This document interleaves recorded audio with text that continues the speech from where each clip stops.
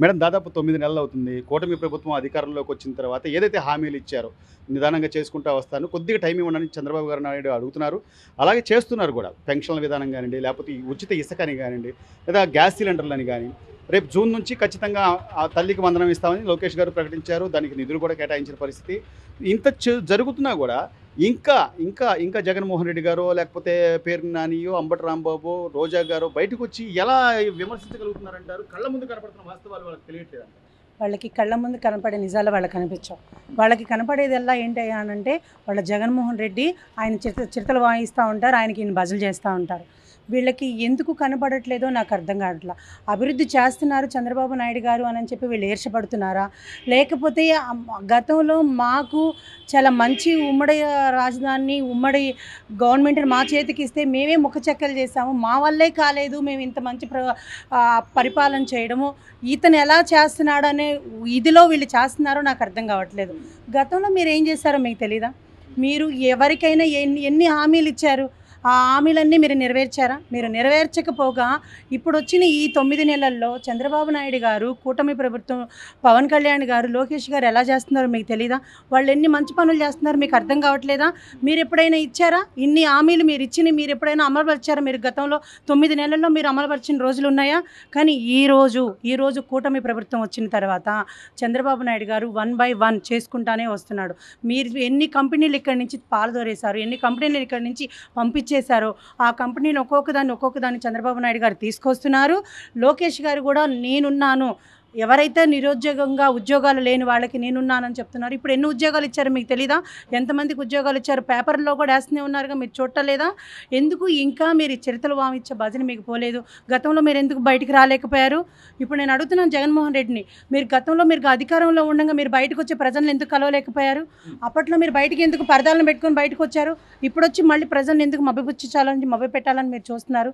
మీరు ఎన్ని చేసినా కూడా ప్రజలు మోసపోవడానికి రెడీగా లేరండి. ఇవాళ ప్రజలకి అందరికీ తెలుస్తుంది చంద్రబాబు నాయుడు గారు ఏం చేయగలరో, ఏం చేస్తారో ఆయనకి తెలుసు. మీరు ప్రజల్లోకి వచ్చేసి బయటకు వచ్చి ఇప్పుడు ప్రజల్ని మీరు భయభ్రాంతులను చేసి కూటమి ప్రభుత్వం మీద ఏదో ఒక బురదేసి ఒక రాయేసి వీళ్ళందరినీ మనం మళ్ళీ పారదోలొచ్చు, 2029లో మనం గద్దెనెక్కొచ్చు అంటే కుదరదు. అది అసలు మీకు ఇప్పుడు వచ్చింది 11 సీట్లే, రేపు మీకు అవి కూడా రావు. ఆ భయంతోనే మీరు ఇప్పుడు వస్తూ ఉన్నారు. ఇది ఆపండి, ఇంకా ఇకనైనా మీరు ఇవి కుదరదు. చంద్రబాబు నాయుడు గారు, లోకేష్ గారు, పవన్ కళ్యాణ్ గారు వాళ్ళకు విజన్తో బయటకు వచ్చారు. అమ్మఒడి కాడి నుంచి అన్నీ ఒక్కోటి చేసుకుని ఇప్పుడు ఏది ఇవ్వలేదో చెప్పమనండి వీళ్ళని. రేపు తల్లికి వందనం జూన్ నుంచి వస్తుంది, ఉగాది నుంచి వస్తుంది, ఉచిత బస్సు వస్తుంది. ఏమీ లేదని చెప్పేసి మీరు ఇట్లా మాట్లాడుతున్నారు. మీరు గతంలో ఎవరికి ఏం చేశారండి? ఎవరికి ఏమీ చేయలేదు. మీరు ఆయన ఏమీ చేయలేదు. ఎమ్మెల్యేలు, ఎంపీలు వీళ్ళందరూ కూడా వీళ్ళు దాచుకోవడాలు ఇవే సరిపోయినాయి. ఇవన్నీ ఇప్పుడు ఏదో వచ్చి మప్పి పుట్టాలని చెప్పి చేస్తున్నారులే, కానీ ఇది జరగదండి. కాకపోతే ఏంటంటే ఈ పేరునైనా నాని వీళ్ళందరూ ఏంటంటే వీళ్ళ కేసుల గురించి ఇప్పుడు బయటకు వచ్చి వీళ్ళ మీద కేసులు వస్తున్నాయి అని చెప్పేసి వీళ్ళు ఏదో బయటకు వస్తున్నారులే, కానీ ఎవరైనా మాట్లాడమనండి. ఇప్పుడు ప్రజల్లోకి వెళ్ళండి. మీరు ప్రజల్లోకి వెళ్ళిపోయి మీరు ప్రజల్లోకి రండి అని మీరు అంటున్నారు. ప్రజలు చంద్రబాబు నాయుడు గారు, లోకేష్ గారు, పవన్ కళ్యాణ్ గారు ఎప్పుడు బయటే ఉంటున్నారు. ఎప్పుడో ఒకసారి మీరు వచ్చి వాళ్ళ మీద ఒక బురదయ్యాలి, రాయేయాలని చూస్తున్నారు. అది కుదరదండి. ఉద్యోగాలు అందరికీ వస్తున్నాయి. అట్లాగే రేపు అమ్మఒడి వస్తుంది. మీరు ఒకళ్ళకి ఇవ్వడానికే ఇన్ని అప్పులు చేశారు, కానీ ఆయన ఎంతమంది పిల్లలు ఉంటే అంతమంది పిల్లలకి నేను ఇస్తానన్నారు. తల్లికి వందనం నేను ఇస్తానని చూపించారు చంద్రబాబు నాయుడు గారు. అదే విజన్తో బయటకు కనపడుతుంది మేడం. ఒక పక్క కళ్ళకు ముందు కనపడుతుంది. 2000 నుంచి 3000 చేసింది చంద్రబాబు గారే, 3000 నుంచి 4000 ఒకేసారి చేసింది చంద్రబాబు గారే. 250 ఏం పెంచుకుంటూ రావట్లా. ఈరోజు పెద్దవాళ్ళు 1వ తారీఖు ఉదయం 7 గంటలకల్లా మాకు పెన్షన్ అందిందని వాళ్ళు సంతోషపడుతున్నారంటే ప్రభుత్వం, ఆయన రాష్ట్ర ముఖ్యమంత్రిగా ఆయన కూడా వచ్చి పెన్షన్లు అందిస్తున్న పరిస్థితి. మరోవైపు రోడ్లు రవాణా వ్యవస్థ గత 5 ఏళ్లలో ఎంత అధ్వానంగా అయిపోయిందంటే ఈరోజు పవన్ కళ్యాణ్ గారు రోడ్లకు కన్నాలేసి మరీ చూస్తున్నారు, క్వాలిటీగా వేస్తున్నారా లేదా అని చెప్పి. ఇంత కళ్ళ ముందు ఇంత కనపడుతున్నా కూడా ఇంకా బురద చల్లుదామంటే ఇలా కనీసం వచ్చిన 11 సీట్లు ఎందుకు వచ్చాయి, మనం మంచి చేస్తుంటే అనే ఆలోచన లేకుండా వాళ్ళకి లేదండి. వాళ్ళకి మంచి తెలియదు. వాళ్ళకి ఎందాక నాశనం చేయడం తప్పితే మంచి అనేది తెలియదు. మనం మనం పోనీ అన్ని ఇచ్చే మనం నిజంగా మంచి పనులు చేస్తుంటే ప్రజలు మనకి ఎందుకు ఈ 11 సీట్లే ఇస్తారు?